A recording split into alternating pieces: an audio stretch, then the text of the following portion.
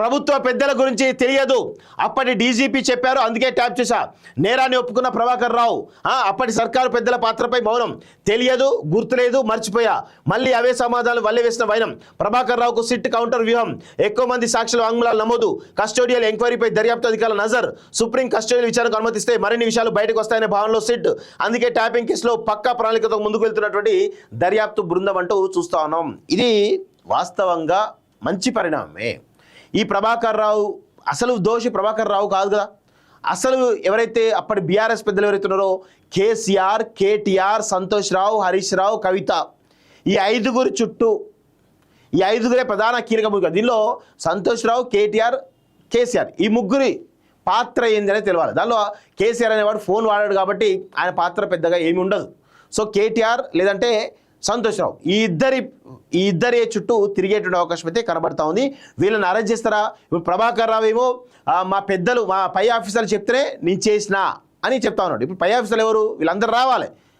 అనురాగ్ ఠాకూర్ కావచ్చు, లేకపోతే మహేందర్ రెడ్డి కావచ్చు, మిగతా ఎవరైతున్నారో వాళ్ళందరూ వచ్చి చెప్తే ఈ విషయాలను కూడా బయటపడే అవకాశాలు అయితే కనబడతా ఉన్నాయి. సో దానిలో భాగంగానే ఎస్ఐబి మాజీ చీఫ్ ఎవరైతే ప్రభాకర్ రావు ఉన్నాడో ఈ కేసును డైవర్ట్ చేసేట ప్రయత్నం. ఎందుకంటే పోలీస్ బ్రెయిన్ కదా, వాళ్ళకి విచారణలో ఎట్లా చెప్పదని తెలుసు కాబట్టి చాలా పెద్ద ఎత్తున మహేందర్ రెడ్డిని ఇరికించేటువంటి ఒక ప్రయత్నం భారీగా చేస్తున్నట్టు చాలా స్పష్టంగా అర్థమవుతోంది. మరి మహేందర్ రెడ్డిని కూడా సిట్టు పిలిచేటువంటి అవకాశాలు ఉంటాయి కదా. మరి మహేందర్ రెడ్డి వస్తే ఏం చెప్తాడు? చాలా స్పష్టంగా మరి ఏం చెప్తాడో కొంత వేచి చూస్తే దొరని తెలుస్తూ ఉంది. సో ఇక్కడ ఫోన్ ట్యాపింగ్ అనేది ఇప్పుడు ఎన్నికలు ఉన్నాయి కాబట్టి ఇంత పెద్ద ఎత్తున వేగంగా జరుగుతూ ఉంది. ఎన్నికలు అయిపోయిన తర్వాత ఇది పెద్దగా ఏముండదు, దీని గురించి ఎవరు మాట్లాడుకోరు. ఫస్ట్ వీని అరెస్ట్ చేయాలి.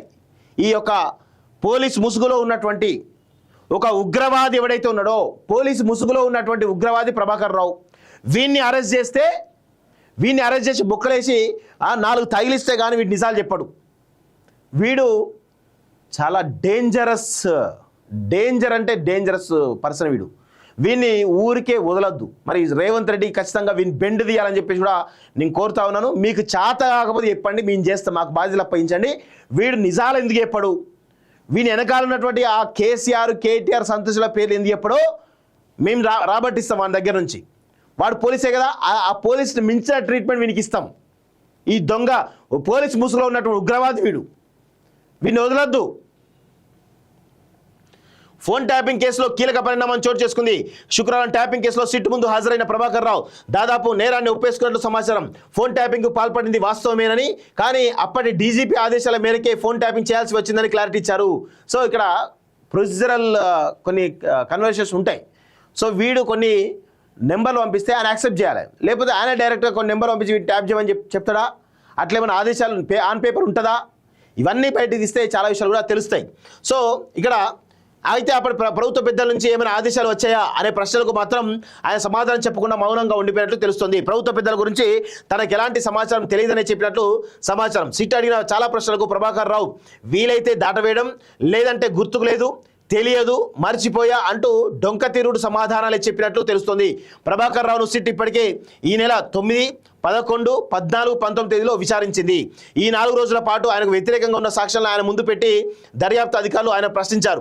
అయితే ఈ 4 వారాల్లో పెద్ద సంఖ్యలో విచారణలో పురోగతి లేకపోయినప్పటికీ నిన్నటి విచారణలో మాత్రం ఫోన్ ట్యాప్ చేసిన అంశాన్ని ప్రభాకర్ రావు అంగీకరించారు. అయితే ప్రభాకర్ రావు నేరాన్ని అంగీకరించినప్పటికీ వాస్తవ విషయాలు మాత్రం చెప్పడం లేదనే భావనకు సిట్ వచ్చేసింది. ఈ నేపథ్యంలోనే ప్రభాకర్ రావు ద్వారా కీలక విషయాలు రాబట్టాలంటే సుప్రీంకోర్టు నుంచి ఆయన కస్టోడియల్ విచారణకు అనుమతి కోరడం ఒకటే ఉత్తమమైన మార్గమని సిట్ ఆలోచన చేస్తుంది. అదే సమయంలో ఫోన్ ట్యాపింగ్ కేసులో మరింత మంది సాక్షుల వాంగ్మూలాలు నమోదు చేయడం ద్వారా కోర్టులో కేసు నిరూపించేందుకు బలమైన అవకాశం ఉంటుందని దర్యాప్తు అధికారులు భావిస్తూ ఉన్నారు. సో ప్రభాకర్ రావును ఎంత వీలైతే అంత తొందరగా కస్టోడియల్ తీసుకొని విచారిస్తే చాలా విషయాలు కూడా తెలుస్తాయి. సుప్రీంకోర్టు కూడా దయచేసి జడ్జిల ఫోన్లను ట్యాప్ చేసినటువంటి ఈ ఉగ్రవాది ఎవడైతే ఉన్నాడో ప్రభాకర్ రావును దయచేసి వానికి ఎలాంటి రిలాక్సేషన్ కూడా ఇవ్వద్దు. ఈవెన్ వానికి విఐపి బ్లాక్ కూడా ఇవ్వద్దు. చర్లపల్లి జైలులో ఆ చెంచల్గూడ జైల్లో వేస్తారు కదా, దానిలో వానికి విఐపి బ్లాక్ కూడా ఇవ్వద్దు అని చెప్పేసి కూడా ఈరోజు సుప్రీంకోర్టును, పోలీస్ డిపార్ట్మెంట్ను నేను కోరుతా ఉన్నాను. వానికి ఎట్టి పరిస్థితుల్లో రిలాక్సేషన్ ఇవ్వద్దు.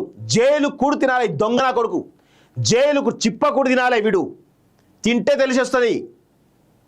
దొంగలంతా అసలు వీడిని కాదు, వీని పైన ఉన్నటువంటి కేటీఆర్ను, అదేవిధంగా సంతోష్ రావు, కేసీఆర్ వీళ్ళందరినీ కూడా జైళ్ళల్లో చిప్పకూడి తినిపేయాలి, దొంగలందరినీ కూడా.